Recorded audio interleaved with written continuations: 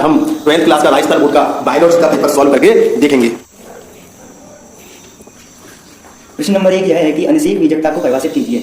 इसका आंसर यह है कि जब किसी पादप की उत्पत्ति ऐसे बीज से होती हो जिसकी उत्पत्ति बिना निषेचन और अर्धसूत्री विभाजन से होती हो तो इस प्रक्रिया को अनिषेक बीजकता कहते हैं।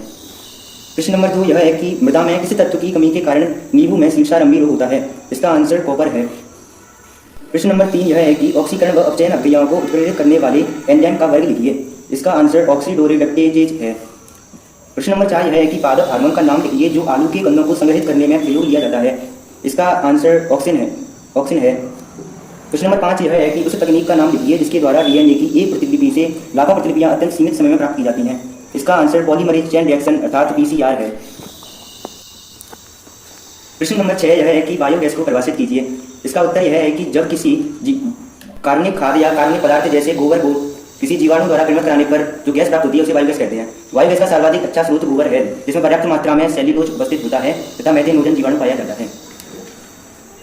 प्रश्न नंबर 7 यह है कि रुधिर के थक्का निर्माण की प्रक्रिया को प्रारंभ करने वाली रुधिर कणिकाएं कौन सी हैं। इसका उत्तर प्लेटलेट्स है। प्रश्न नंबर 8 यह है कि दृष्टिपटल के उस बिंदु का नाम लिखिए जहां शंकु तथा शलाका दोनों उपस्थित होती हैं। इसका उत्तर अंध बिंदु है। प्रश्न नंबर 9 यह है कि संकटकालीन परिस्थितियों का सामना करने के लिए मानव शरीर को तैयार करने वाले हार्मोन का नाम लिखिए। इसका उत्तर एड्रेनलिन हार्मोन है जो कि रक्त ग्रंथि द्वारा स्रावित होता है। प्रश्न नंबर 10 यह है कि मानव में प्रथम ग्रीवा कोशिका क्या कहलाती है। इसका उत्तर एटलस है। प्रश्न नंबर 11 यह है कि रोपण को समझाइए। इसका उत्तर यह है कि जब गर्भाशय की एंडोमेट्रियम द्वारा जो भ्रूण की ब्लास्टुलावस्था को अंदर करने की प्रक्रिया रोपण कहलाती है। रोपण की प्रक्रिया निषेचन से 5 से 6वें दिन होती है।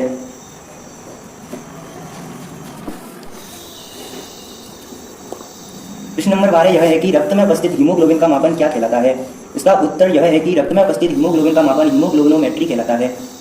प्रश्न नंबर 13 यह है कि एमआरआई का पूरा नाम लिखिए। एमआरआई का पूरा नाम मैग्नेटिक रेजोनेंस इमेजिंग होता है। क्वेश्चन नंबर 14 यह है कि विषम दाब न्यूनता परासम दाब का स्पीड दाब में संबंध लिखिए। इसका आंसर यह है कि डीपीडी बराबर ओपी माइनस टीपी अर्थात विषम दाब न्यूनता परासम दाब एवं स्पीड दाब के अंतर के बराबर होता है। 14वें का दूसरा क्वेश्चन यह है कि एक सलग कोशिका में ओपी व डीपीटी तुल्य क्यों होते हैं, कारण बताइए। इसका कारण यह है कि सलग अवस्था में टीपी का मान 0 होता है जिससे डीपीटी का मान ओपी के बराबर हो जाता है। इसके अथवा का पहला क्वेश्चन यह है कि जल विभव परासम विभव दाब में संबंध बताइए। तो इसका आंसर यह है कि जल विभव बराबर परासम विभव प्लस दाब विभव होता है। और इसका दूसरा क्वेश्चन यह है कि अल्पागम जल्दी से घिरा विलयन जिसका परासम विभव -35 बार तथा दाब विभव -5 बार है, इसके जल विभव की गणना कीजिए। तो इसका आंसर -35 -5 इसमें जो भाषा लगा है ऊपर लिख रखा है इसका आंसर -40 बार आएगा। 35 -5 हमारा 15वां क्वेश्चन यह है कि मृदा में उपस्थित क्रांतिक तत्वों के नाम बताइए। तो मृदा में उपस्थित क्रांतिक तत्व 3 होते हैं जिनके नाम नाइट्रोजन, फास्फोरस और पोटेशियम होता है। किन तत्वों की न्यूनता के लक्षण सतत अग्रस्त कणिकाओं में प्रकट होते हैं। तो इसका आंसर कैल्शियम और बोरोन है। हमारा 16वां क्वेश्चन यह है कि लेमड़ा जीवाणु भोजिका महत्व वाहक के रूप में एम 13 से ज्यादा होता है। 2 कारण बताते हुए इस कथन की पुष्टि कीजिए। इसका कारण यह है कि लेमड़ा ई कोलाई के जीवाणु भोजी होते हैं और दूसरा कारण यह है कि इनका डीएनए रैखिक और जीव केंद्रित होता है। हमारा 17वां क्वेश्चन यह है कि एग्रोबैक्टीरियम जैसे जीव स्थिरांक को समझाइए। एग्रोबैक्टीरियम मृदा में पाए जाने स्वतंत्र जीवाणु हैं जो द्विबीजपत्री पादपों को संक्रमित करते हैं जिससे उनका अनियमित विभाजन होता है जिससे उनका निर्माण हो जाता है। इसके बाद जीन स्नान करने से पहले इसमें से टीआई प्लाज्मिड के टी डीएनए को हटाकर उसकी जगह वांछित जीन को जोड़ देते हैं और उसे एग्रोबैक्टीरियम में प्रेस करा देते हैं जिससे एग्रोबैक्टीरियम को पादप कोशिका प्रेस कराने पर वांछित जीन पादप के जीन से संलग्न हो जाता है और पुनर्योजित डीएनए का निर्माण हो जाता है। इसकी पहचान के लिए हमारे जीन या रिपोर्टर जीन का प्रयोग कर सकते हैं। हमारा 18वां क्वेश्चन यह है कि ए में पादप का नाम बालुदीन है, इनसे संबंधित उपयोगी पादप आ गए तो इनको सम्मिलित कीजिए। इसका आंसर है कि मूंगफली से बीज, मूंगफली के लिए बीज उपयोगी पादप आ गए और नारियल के लिए ग्लूकोज और लौंग के लिए शुष्क पुष्पत्रकाएं और हल्दी के लिए सुखाया तुरंत।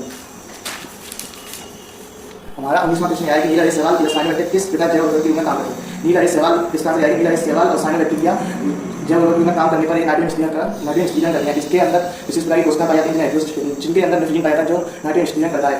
नीला सवाल की मुख्य उदाहरण एनामिक नॉनस्टॉप है और आजकल एजोला नामक टेरिडोफाइटा का प्रयोग धान के खेत में करते हैं जिससे इनकी पत्तियों में एनाविना एजोली नामक नीला सवाल पाया जाता है जिससे धान की वृद्धि होती है। केंद्रीय चावल अनुसंधान केंद्र कटक के अनुसार एनाविना कर्नाटक के द्वारा धान की खेती में 50% तक की वृद्धि होती है। हमारा 20वां क्वेश्चन यह है कि श्वसन संबंधी दो रोगों का समझाइए। श्वसन संबंधी विभिन्न रोग हैं जैसे सिलिकोसिस, लेप्रोमा कैंसर, निमोनिया, अस्थमा और एम्फाइसेमा।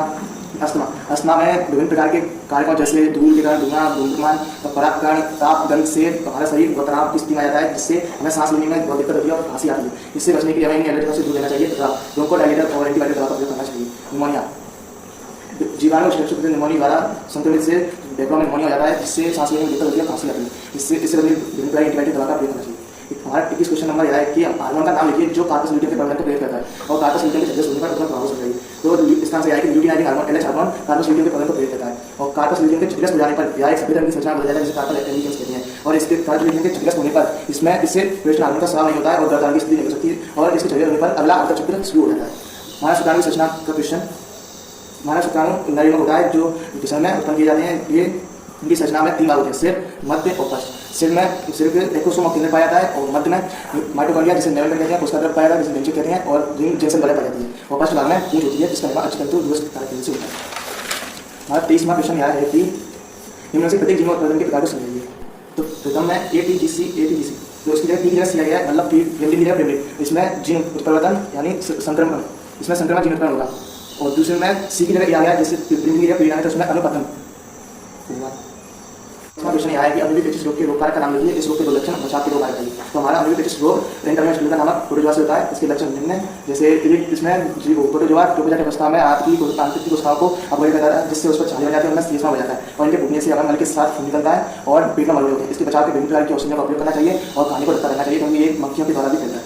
हमारा 25 नंबर क्वेश्चन है कि प्रति बीजांड की संरचना का सचित्र वर्णन कीजिए। तो ये हमारे पार्ट 2 पार्ट से है और इसको आप अपने पाठ्य पुस्तक से देख सकते हैं। 26 नंबर द्विसंकर संक्रमण परिभाषित कीजिए। मेंडल के द्विसंकर संक्रमण प्रयोग को चतुर्भुज उदाहरण समझिए। ये हमारे 35 पार्ट से है, इसे आप अपनी पाठ्य पुस्तक से देख सकते हैं। मेंडल वाला 27 एंजाइम क्रिया को सक्रिय ऊर्जा में कमी के आधार पर समझाइए। सक्रिय ऊर्जा को दर्शाने वाला नामक चित्र कीजिए। तो एंजाइम 27 नंबर का आंसर यह है कि एंजाइम जब क्रिया में भाग लेता है तो सक्रिय ऊर्जा का मान कम होता है। यह क्रिया के पद को पलट देता है जिसमें सक्रिय ऊर्जा का मान कम होता है जिससे अधिक कार्य अणु क्रिया में भाग लेते हैं जिससे क्रिया भी बढ़ जाता है। और पारकों जलवायु को समझाइए। पारकों जल संबंधी प्रमुख मार्गों का चित्र बनाइए। पारकों जलवायु इसमें एक कोष्ठा दूसरे कोष्ठा जल का प्रवाह कोष्ठा वृत्ति या कोष्ठा के मध्य अंतराल से होता है। बिहार मेरी पता है इसमें जल का प्रवाह विषम द्वारा होता है। हमारा 23 नंबर क्वेश्चन है कि प्रकाश फास्फोरिलेशन कैसे कहते हैं। तो चक्रीय प्रकाश फास्फोरिलेशन का अभियोग समझाइए। चक्रीय प्रकाश फास्फोरिलेशन अभियोग समझना आगे चित्र बनाइए। प्रकाश की वस्तुओं ADP से ADP के निर्माण को प्रकाश फास्फोरिलेशन कहते हैं। तो चक्रीय प्रकाश फास्फोरिलेशन को समझिए। इसमें प्रकाश फर्स्ट भाग लेता है, इसमें P700 द्वारा उसे इलेक्ट्रॉन वापस विभिन्न इलेक्ट्रॉन गैस से मिलते हुए वापस P700 में पहुंच जाता है, इसलिए इसे चक्रीय प्रकाश फास्फोरिलेशन कहते हैं। सजीवों में ग्लाइकोलाइसिस का क्रिया स्थल स्टोमा है। ग्लाइकोलाइसिस में ग्लूकोज के फास्फोरिलेशन उत्पन्न को आप इसे आप अपनी किताब से देख सकते हैं। और दूसरे क्वेश्चन मनुष्य के पास सुनाइए आमंत्रण पात्र की याद है। ये इस क्वेश्चन को आप अपने पाठ्य पुस्तक के 22 पाठ से देख सकते हैं। मानव के उत्सर्जन तंत्र का नामक सुनाइए। मानव मूत्र निर्माण की परागण संयोजन क्रिया को समझिए। इस क्वेश्चन को आप अपने पाठ्य पुस्तक के 25 पाठ से देख सकते हैं। 30 नंबर मानव के मस्तिष्क का नामांकित चित्र बनाइए। मस्तिष्क का वर्णन कीजिए। मस्तिष्क के 2 कार्य लिखिए और नर ग्रंथ का नामांकित चित्र बनाइए। जिसमें संरचना समझिए। शेड्यूल को होता है। आप मस्तिष्क का नामांकित चित्र अपनी पाठ्य पुस्तक से देख लें। तो मस्तिष्क के 2 कार्य ये सोचने तर्क करने का सहायक होता है और ऐच्छिक पेशी क्रियाओं के संकुचन में सहायक होता है। और नर ग्रंथ को आप अपनी पाठ्य पुस्तक से देख लें और इसकी रचना को सर्टोरी कोशिका के 2 कार्य या शुक्राणु को आरंभ करती है।